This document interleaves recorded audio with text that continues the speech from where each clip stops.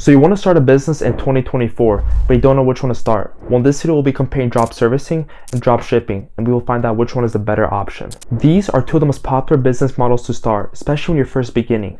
But how do you know which one to choose? And that's what I'll be helping you out with today. I pursued both of these businesses, so I have first-hand experience on what it's like to run both of them. But before we can start evaluating each business, we first have to understand what each business is. So what exactly is drop shipping?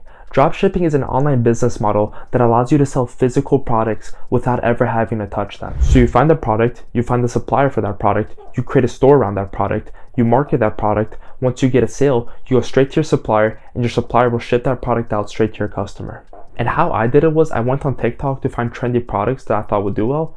I created a store around those products. I marketed the products by posting videos on TikTok about the product. People saw the videos, they bought it from me. I took some of the money that they paid me, gave it to my supplier. My supplier would ship it to the person who bought it from me. Boom, that's drop shipping for you.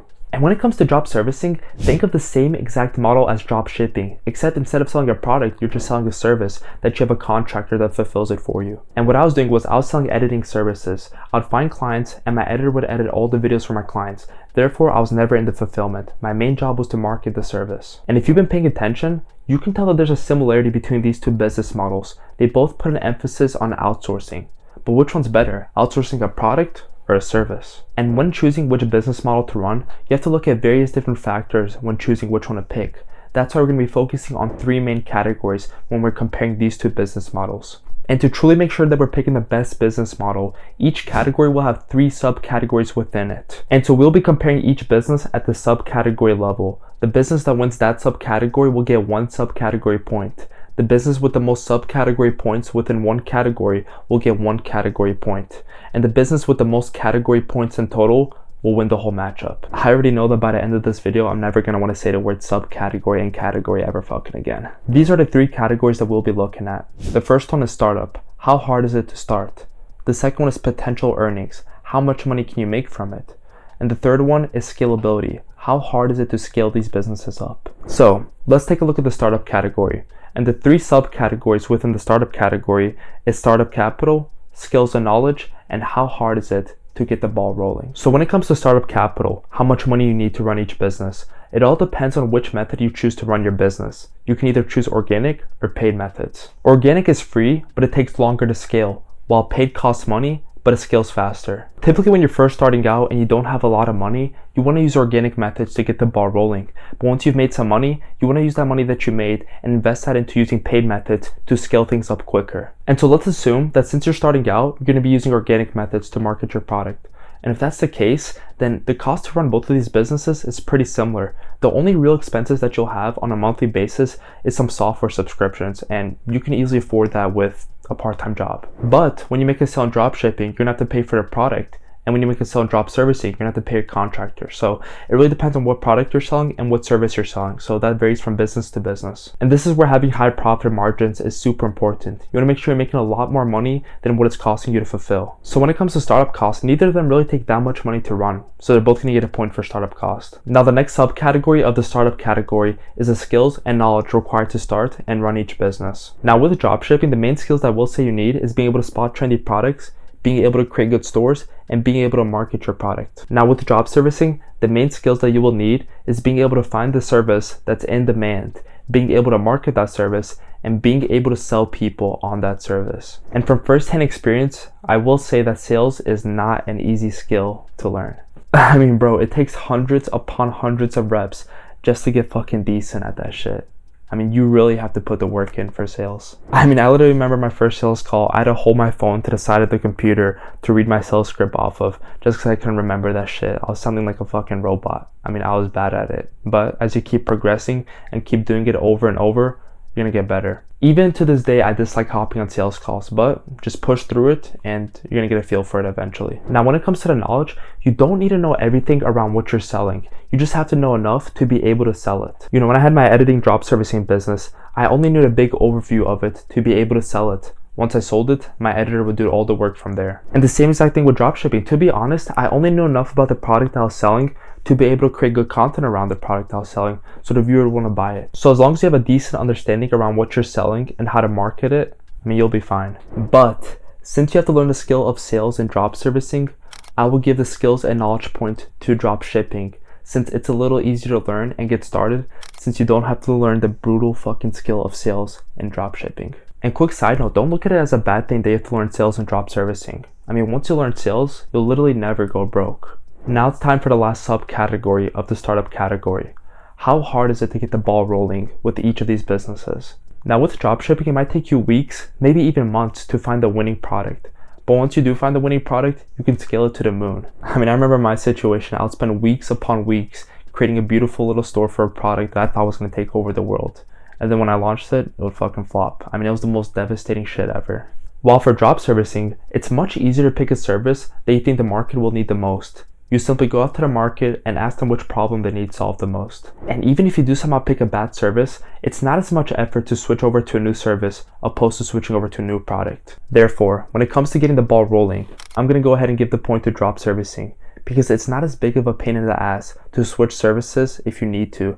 Also, you can be much more calculated when choosing your service opposed to just choosing a random product. So, if we take a look at all three of the subcategories in the startup category, startup cost was a tie, dropshipping won skills and knowledge, and drop servicing won getting the ball rolling. Which means, to conclude the first category, both dropshipping and drop servicing will be getting a point when it comes to the ease of starting the business. Now onto the second category, the potential earning category. So now what are the three subcategories in the category of potential earnings? Well, the first one is profit margins. So how much of the revenue are you keeping to yourself? The second one is unitary gain. How much money do you make when you sell one unit of whatever you're selling? And the third one is deal type. Are you making money on a recurring or on a one-time basis? Now, when it comes to profit margins, I will say that it really depends on the product or service that you're selling.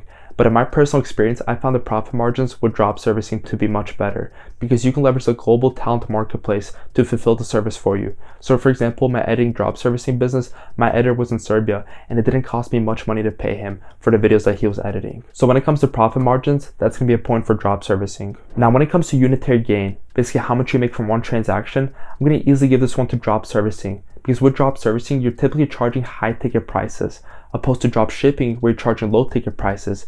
Therefore, with drop servicing, you make more money off of each transaction. I'm not gonna lie to you, I remember when I got my first drop shipping sale.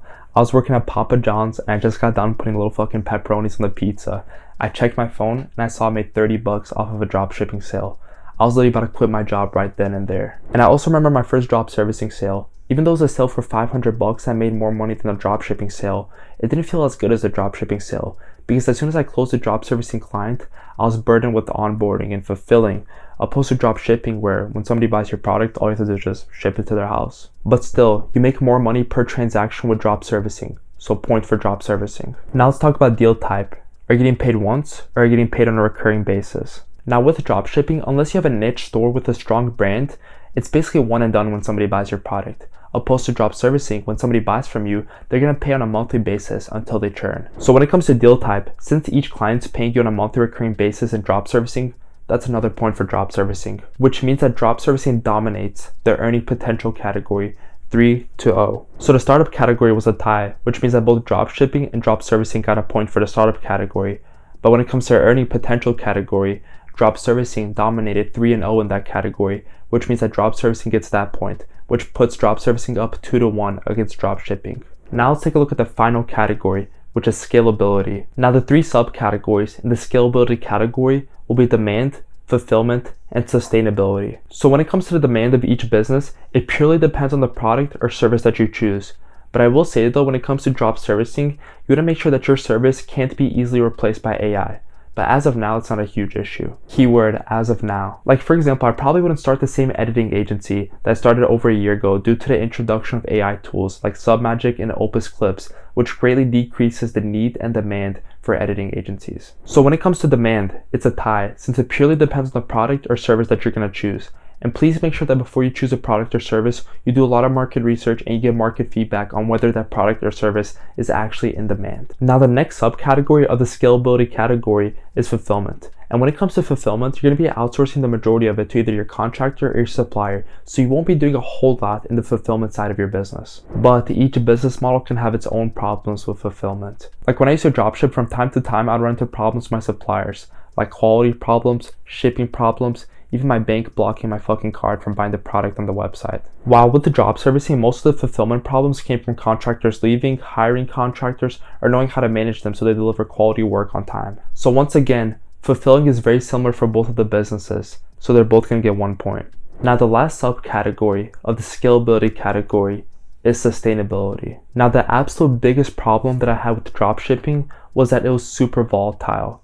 1 month I had a product that the whole world wanted, the next month I had a product that nobody fucking wanted to go near. That's why when it comes to dropshipping, it's super important that you obtain the skill of knowing how to spot good products on a consistent basis. Opposed to drop servicing, where it's easier and more predictable to find the service that you know people will want for a longer period of time. Plus, it's always easier to innovate and adapt your drop servicing service opposed to having to find and replace your old drop shipping product. And so for example, my situation, when I realized that pure editing was getting commoditized and it was about to get replaced by AI, I added more mechanisms to my offer that perceived it as more valuable to my prospect. So with the final subcategory in the scalability category, drop servicing will be taking the point for the sustainability subcategory. So now that we're done comparing each business model in each category, let's do a quick review to see which business model won. Now the first category, which was a startup category, was a tie, which means that both drop servicing and drop shipping got the point.